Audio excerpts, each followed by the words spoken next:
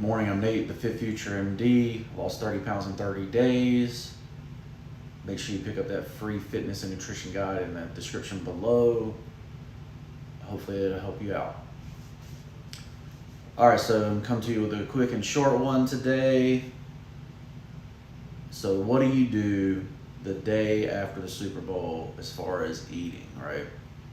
So number one, I'm gonna wake up, I'm gonna drink my normal coffee, go through my regular morning routine, but I'm going to fast until lunch, for sure. And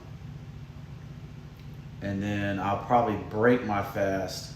Well, the reason for that is because most of the time when the nights that you overeat, like when you wake up, you haven't even digested the food that you have consumed the night before, right? So, which, this time I feel like I didn't do as bad as I normally would have, but, 3 tacos, a lot of chips, and a lot of freaking candy, still a lot of calories, right? So you want to give time for your body to digest all that, right? You don't want to be adding food on top of stuff that's not digested, right? So that's the reason for the fast.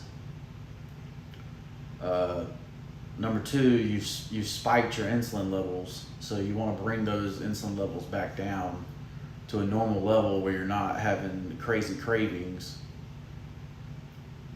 where you almost like uncontrollable cravings. So then I'm gonna break my fast at lunchtime, going back on the regular nutrition plan. So going right back to 6 ounces of meat and, sweet potato or rice and vegetables or salad, right? So, and then that's pretty much my nutrition plan in general. 6 ounces of meat. If we're trying to gain weight, we'll go 9 ounces of meat, but most of the time it's 6 ounces of meat. And, most of the time you want it to be a sweet potato because you want to have your fiber high. But while I'm here, like I say, you basically just go back into your normal nutrition plan, but you fast until lunch. At least that's what I do, right? So, and hopefully this will let your body use the calories, the extra calories that you had before you add more calories to it, right? But speaking of the Super Bowl, what's everybody talking about right now? They're talking about the halftime show, and they're talking about the holding call at the end of the game, right? So I'll give my take on both of those. Honestly, it's very weird to me that as progressive as our society is trying to be, that they would give Rihanna a hard time. This woman is a billionaire, right? And for a billionaire to give up her time to come back and sing at the Super Bowl is incredible, number 1. Number 2, they say they really did it big for the LA Super Bowl last year, right? So,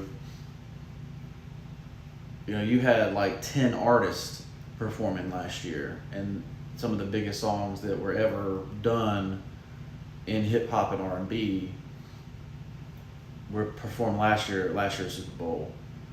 So to only have one artist perform a halftime show, like obviously 10 artists to one artist, you're not gonna have the big wow factor, right? Where you got 50 Cent hanging upside down,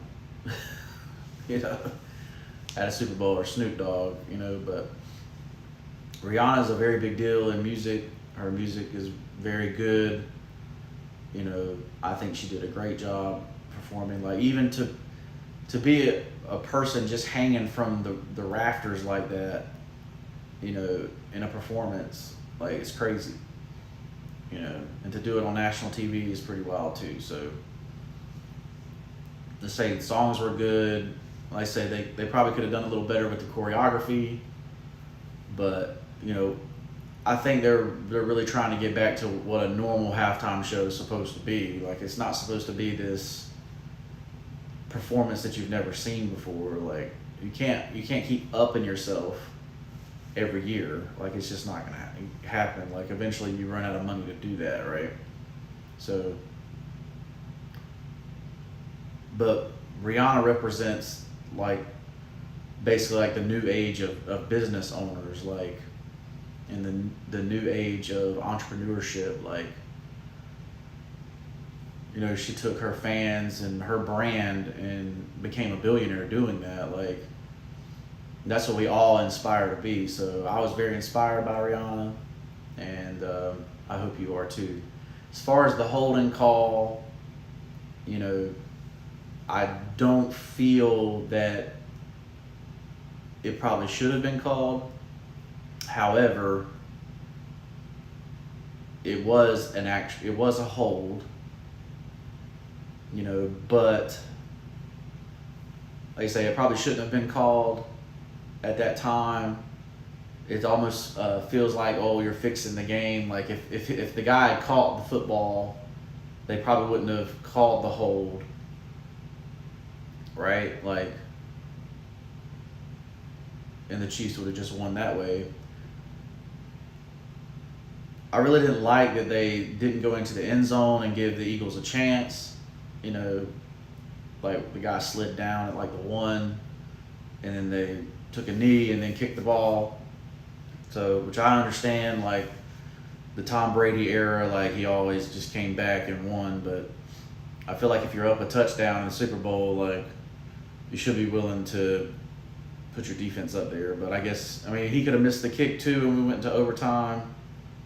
You know, a lot of things could have happened, in my opinion. So I still think you take the touchdown there. That's just my opinion. But that's what they decided to do. Andy Reid got his second Super Bowl, and that was it. But like I say, as far as nutrition-wise, you just get right back on your nutrition plan. You don't give yourself a hard time about anything that you ate, right? You get back into the gym. But the only thing I add is that I fast. Like I say, the day after any event where I overeat, I fast. So I'm Nate, the FitFutureMD. Let me know in the comments below what you do the day after you eat a big meal. Make sure you pick up that free fitness and nutrition plan in the description. Like, comment, subscribe, and we'll see you in the next one. Peace.